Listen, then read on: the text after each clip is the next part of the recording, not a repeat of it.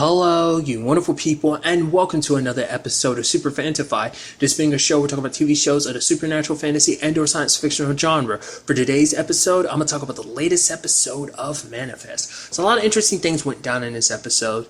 Obviously, Michaela is telling Ben that he should kind of keep up the appearance of a normal life because, for one, that's what Cal wants, that's what Grace wants, but it also makes it so that whoever is watching them will think everything's kind of normal. That way they'll be completely off guard when it's time for them to strike back. So there's that. And in all honesty, when it came to the whole Ben situation, I like his date with Grace and everything, I didn't think things would work out. I was just kind of thinking like things are going to get complicated and it's going to ruin the relationship. I mean, things worked out this episode, but I still kind of get the feeling with the way things might progress. You know, I'll talk about it a little bit later on, but like the way things will progress going forward, I kind of feel like that's setting up a situation where it's like Ben's not going to be there when Grace needs him again, and it's going to turn into an even bigger, complicated situation. That's what I'm assuming, but I could be 100% wrong. I was kind of expecting that to be the case this episode because it's like, oh, I thought we had date night, and he ends up canceling or not showing up because he's too busy doing what he's doing this episode. But it turns out, no, made room for date night, so I thought, okay, that's good because that is what Grace needed because it isn't just about him. It is about doing what she needs, and she needs to feel normal. Cal needs to feel normal. So I really like the whole aspect of how this episode ended up rolling out for Cal, because obviously it's like crazy because obviously people there know him as the 828 kid. Plus there's a whole situation of like, oh yeah, you were the cancer kid before. But luckily Olive was there, surrounded him with his friends like Kevin, you know, as well as someone else. But it's like people that he knew when he was younger. Him and Olive knew his friends, and so kind of making him feel like almost old times, even though they're older and things are different. It makes him kind of feel like, no, everything's good, you know. So I thought that was kind of a nice touch, and we see them kind of bonding more because as time has progressed, like their bond was a little weird, a little strained in certain aspects, but they have kind of grown closer and closer as the series progressed, and we kind of see it kind of grow even more in this episode. But essentially, we have Ben getting help from Vance, which I was actually surprised. Vance actually reached out to him. So Vance is all about handling this situation. Obviously, Ben is reluctant to trust him, but Vance is like, in all honesty, I'm sorry that you felt like I did you wrong the way I was treating y'all like the enemy, but it's like, I'm just doing my job. National security is my thing, and I'm just doing my job. The fact of the matter is he recognizes what Ben's willing to do. Ben's willing to sacrifice whatever it takes to save his family, and he's like, the fact is that he kind of recognizes that honorable trait in Ben, so that's why he's kind of like, I know if we work together, we can get this done. We can save those passengers. So it's like, once again, kind of playing the aspect of like, yeah, he thought Vance was the bad guy, but now you're kind of shifting and like, no, he's actually the good guy. And so working together like that was kind of interesting. I love the whole, like, it's kind of interesting seeing Ben kind of go a little undercover, obviously doing the whole situation at work and stuff like that, kind of pulling Ronnie strings a little bit, like, no, I'll take half the workload while I'm secretly working and kind of do this whole thing behind your back and all of this. I thought that was kind of pretty interesting. But in the end, Vance did have to still kind of use the NSA resources to kind of help them finalize at least a general area of where the passengers could be held, which he didn't want to do that because he didn't want whoever's behind this, the Singularity people, to kind of know about him this soon, because it kind of keeps him, it kind of removes their upper hand, at least in that regard. But it seems like the Singularity group was already on some level of knowing, because the dude that's kind of, it seems like who's running things, Lawrence, he already pointed out like, oh, all of a sudden Vance is taking a day off and he's kind of off the grid. So it's kind of like, yeah, they were already kind of suspicious. He tried to get someone else to look it up for him. Granted, that might suck in her case because it might get her killed potentially, or whatever. She might end up disappearing. But I mean, I guess that's what Vance was trying to do, because she's like, oh, I need a file number and stuff like that. He's like, no, I'll handle that. He kind of looks sad because I thought it was like, oh, he's worried because he's like, now I'm playing my hand and now they're going to know about me, so this sucks. But maybe it's that, or maybe it's like, I'm getting someone else to do it, so that means they'll be paying attention to her, and it's like, I'm putting her under the limelight, I'm putting her in this dangerous situation. Maybe that's what he's feeling. Maybe it's a combination of the two. I don't know.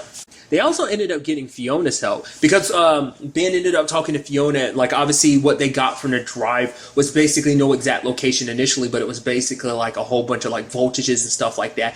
Essentially, it seems like they're basically trying to artificially create callings. And I guess it makes sense to a certain degree, because I guess the whole point is like, oh, we're trying to bring all these people together. Like, I guess the whole point is like, this is a government thing, so it's probably a situation of like, you can weaponize this. You could put a unit all together in one formation, in a sense of one mind. Basically, you issue one order, because Lawrence ended up saying like major, so there seems like there's somebody from the military connected to this. That's why I'm kind of drawing that parallel. So basically, it's like, if you can create the callings, that means you can create orders to give your soldiers, and they're on one mind and one vision. No having to second guess anything. Everyone's on the same exact page. Everyone sees this clear vision. It seems like that's what the Singularity Group is trying to do. Even Fiona herself kind of ran these same experiments, but she used it on rats and they all died. So it does not look good for the passengers in that regard, which in turn does not look good for Cal because of the Marco and Cal connection, which is such a sucky situation that they are connected like that. It's like this whole calling situation connecting them like that. Like, is it more so the calling, or is it more so Cal's situation of him being kind of like this empathetic neural system to the calling situation? You know, like, what's really drawing this connection between them? Is it just the calling itself trying to bridge this together so they have some leads to go to, some motivation to go to it? I don't know. Or is it just kind of like a byproduct of Cal being the centerfold of all of it? Could be either or. So that is kind of an interesting circumstances about all this. Like, obviously, because they've poured a lot of money in this, so they're trying to cover up a lot. So, which kind of plays into the other side of things, which is kind of a complicated thing all on its own. Basically, one of the passengers, Harvey, killed himself. He had talked about the fact is that people are dying and he's going to be next. And then when Michaela and... Well, initially I thought it was kind of interesting because Michaela felt bad at first because she felt like, I failed the calling. Like, it was the calling told me, don't lose him. And at first she thought it was about Jared. Then she's like, no, it's about Harvey, but I lost him. And she's like, I failed the calling. And she just, it hurt because she was like, this is my purpose. This is what I was supposed to do. And I failed. Not only just did someone die, but also because she feels like she failed on multiple levels, just as a, like, you know, as a cop being there to try and help him, but also being sitting there by the calling. But they end up going to his place and seeing written on the wall, the Angel of Death. Turns out, which is interesting because I feel like no one else pointed that out. Harvey claims to have been, like, to have had a vision of the plane exploding. No one else had one. Like, they were drawn to the plane, but they didn't know why. He's the only one that's claimed he knew that the plane was going to explode beforehand. Is that true or not? I'm curious. But what's interesting is the fact is that basically Harvey went around telling other people about it, and those other people died. 2 in the beginning, and eventually, like, a bartender later on. At first, it seems like it's just natural situations.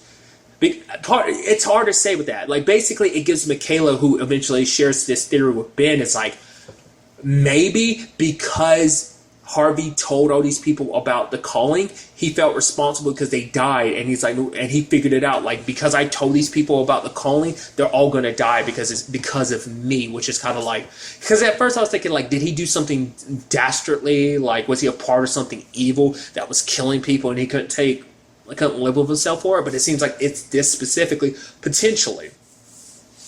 Because Jarrett's still trying to tell Michaela, like, it's a coincidence. Like, come on, he told like half the bar, and he's just because these 3 people died, which that's kind of, you got to admit, it's a little suspicious that these 3 specific people died.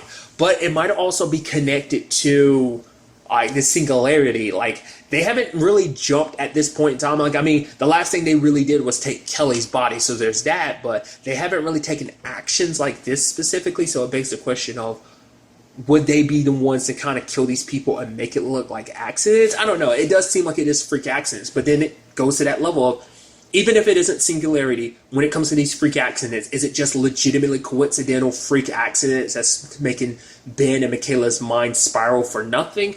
Or is it freak accidents caused by the cosmos because it's like, yeah, we can't let anyone else know about this calling situation, so it's kind of like this has got to be on the hush-hush.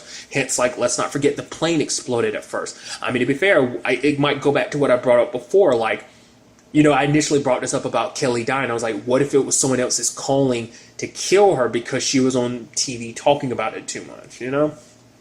And then I was like, well, what about the plane exploding? What if that was someone else's calling to blow up the plane? But another thought process I had behind the whole angel of death situation is, what if Harvey could see people dying and he started thinking he was the one causing it? Not necessarily 100% in the regard of like, oh, I told these people, but it's because these are like, maybe he was like, oh, these people are going to die. I see their deaths because of the calling, and I didn't do anything to save them. And because of that, they ended up dying, and that's why he killed himself. That it was more so he got visions of, you need to help these people before they died. You could step in and save them, but he didn't for whatever reason, and he feels responsible in that regard. Other people are going to die because he saw the visions, but he didn't act upon it. Maybe, or maybe it is what Ben and Michaela are kind of theorizing right now, because that worries him, because it's like, well, Michaela told Jared, and Ben told Grace. Granted, Jared's more in line believing about the calling situation. Obviously, Grace doesn't, but that still might put their lives in jeopardy. It's a complicated situation, which Michaela's situation gets even more complicated because she already made it clear, like, oh yeah, like I have, been hearing, obviously, she's been having Jared on her mind, and obviously Grace ran into Lourdes, which is like, oh, Lourdes and Jared are about to try and have kids, and it's like, oh, she tells that to Michaela because she cares about Michaela and she wants Michaela to be happy, and it's just like letting her know that, because it's like, there's no, like, you and Jared, like, they're moving forward, so maybe you should move on to it, essentially. And you can tell even, Jared seeing Michaela know about it. And even when she was walking away, she was like, don't lose him. It's like, okay. I'm curious, is it because something's going to happen to Jared soon, so that's why it was kind of like, don't lose him? Because if it was just simply that is the thing. I feel like Ben would be having the calling too. But because, like, obviously they have had situations where they've had the same calling. There's also been the situation of different people seeing different things when it comes to the whole calling situation. They kind of like the whole Thomas situation. Remember, two different people saw two different, like, it was a similar thing, but it was modified in different regards. Different people saw two different pieces of it, but like in the beginning, Michaela and Ben had the exact same calling, like set them free. So it begs the question, like, whatever it is that Michaela is hearing is specifically for her. Because, like, if it was that, like, oh, the people you love would be in danger, why wouldn't Ben be hearing that about Grace too? So it must be something that Jared's getting close to. Maybe it's something on a job or whatever that's going to put him in danger. Or maybe it's because the calling is like, you need to be with Jared because this is, he's a big part of your life going forward. He's part of your destiny, essentially, and this calling is trying to piece that all together. Because it seems more so like the calling is about helping other people, not necessarily your personal life to a certain extent. You get what I'm saying? So that's why I'm kind of like, maybe that's not the case. I don't know. I'm very interested to see what that ends up turning into. And what kind of effect this will have, now that Jared knows that Michaela knows about it. How's that going to affect him and Lourdes going forward? Because it's already a complicated situation. Whether he 100% realizes it or not, no one else probably really 100% realizes it, not even Michaela. But even she's kind of made it clear that if something ever happened to Jared just because of something she did, it makes it clear in Jared's mind, like, no, she still cares about me. Which obviously his feelings are obviously still there for her. Because even Michaela's dad saw that. Even back then, when Lourdes and him originally got together, even, after that 5-year period and Michaela returned, it was like, oh, he still has feelings for you. So there's that.